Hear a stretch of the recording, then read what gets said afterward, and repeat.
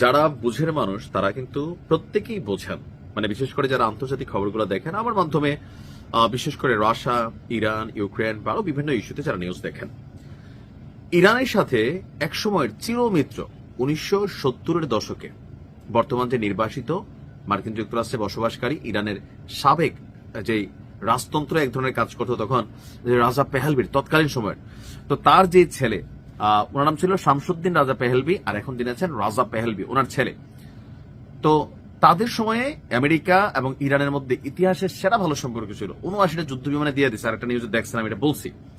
কেন এই শত্রুতাটা হলো? যখন সরকারের পরিবর্তন হলো, ইসলামিক রিপাবলিক স্টেট তৈরি হলো, এই সরকার প্রথম থেকেই একটা দিকে মনোযোগ দিছে, উত্তর কোরিয়ার মতন।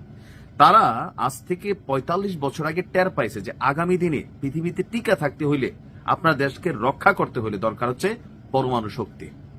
আপনি দেখেন North Korea why, Pakistan why, রাশিয়ার কেউ ঘাটতেছে না ওয়াই? কারণ প্রত্যেকটা রাষ্ট্র পারমাণবিক শক্তিতে কম বেশি শক্তিশালী।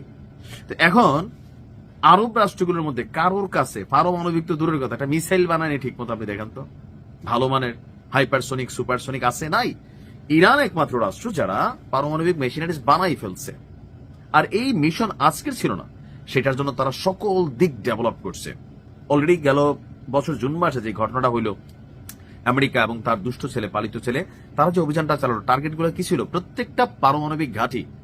বাট ইরানও কম যায় না, তারা জানে যে এগুলারে আজ হোক কাল হোক টার্গেট করা হবে। অনেক সিস্টেমিকলি তারা ইউরেনিয়াম গুলোকে সংরক্ষণ করেছে, সরিয়ে নিয়েছে, ক্ষতিগ্রস্ত হয়েছে, বাট আবার রিকভারিং করছে।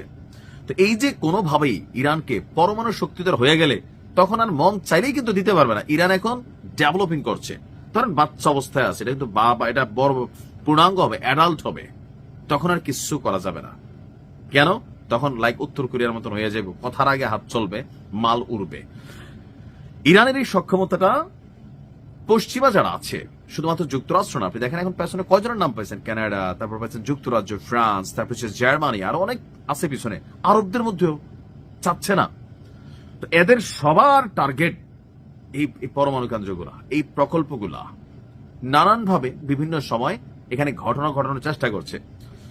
সর্বশেষ এই বিক্ষোভের মাধ্যমে এরা ভাবছিল সরকারটা ফালাই দিবে, আর ওই যে আমেরিকায় থাকা ক্রাউন প্রিন্স রেজা পাহলভি, সে স্বপ্ন দেখছে সে ক্ষমতায় বসবে, তারে ক্ষমতায় বসানো হবে। তবে ট্রাম্প কিন্তু না করে দিছে, কারণ এখানে ক্ষমতার আর পরিবর্তন হবে না, everything is right now under control.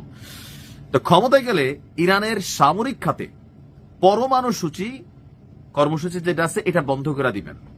এখান থেকে কিন্তু ব্যাখ্যা গেছে, এটা ইরানকে বিশ্বাস করেন আল্লাহ একটা গায়েবী মদত ছিল, এই লোক মুখ থেকে বলে গেছে। আচ্ছা, বাংলাদেশে যদি পরমাণু শক্তি নিয়ে কাজ হয় আপনি কি খুশি না? আমি কিন্তু খুশি, কারণ আমি চাই আমার পাওয়ারফুল অ্যাক্টিভিটিস, আমার রাষ্ট্রের শক্তি মেরুদণ্ড, তোমাকে থাবাতে, তোমাকে বর্ডারে মানুষ মারে, তোমাকে দেয়ালে ধরে নিয়ে যায়, আর আমরা শুধু বৈশাখের তাল্লুয়া চাটি, আমরা কিছু করতে পারি না, কারণ জানি আমরা দুর্বল। ফাকনা কথা বলা ছাড়া জাতি হিসেবে বাঙালি একটা গুণ লইয়া জন্মায়, ফাকনা কথা, এটা আমরা বলতে পারি। হ্যাঁ, আচ্ছা, তো এখন এই যে তিনি এটা মুখ ফসকে বইলা ফেলছেন রাজা পেহেলভি, যে আমি যদি ক্ষমতায় যাই তাহলে ইরানের পারমাণবিক কর্মসূচি বন্ধ করে দেব, সাথে সাথে ইরানের কিন্তু সচেতন জনগণ বুঝা গেছে ল ঠেলা, খেলা তন্ন জায়গায়।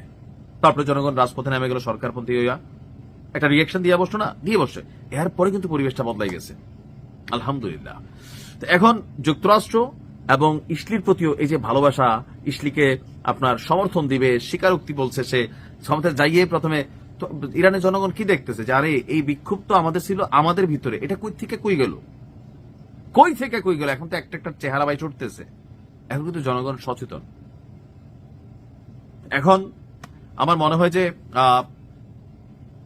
একটা বড় অভিযান হবে, যুদ্ধ হবে, দেশে বিদেশে এখনো চলতেছে খেলা, দেশের ভিতরে এক শ্রেণী এখনো বিভিন্ন জায়গায় বিচ্ছিন্নভাবে প্রতিবাদ বিক্ষোভ জারি রেখেছে, সরকারকে হিমশিম খেতে হচ্ছে। বাট ইরান নিজেদের কপাল খাবে যদি এই খেলাতে কখনো পড়া যায়, জনগণ যদি সচেতন না হয়। ঠিক ফিলির ভাইদের মতন হবে, ফিলির ভাইদের মতন। আল্লাহ হেফাজত করুক। আসসালামু আলাইকুম।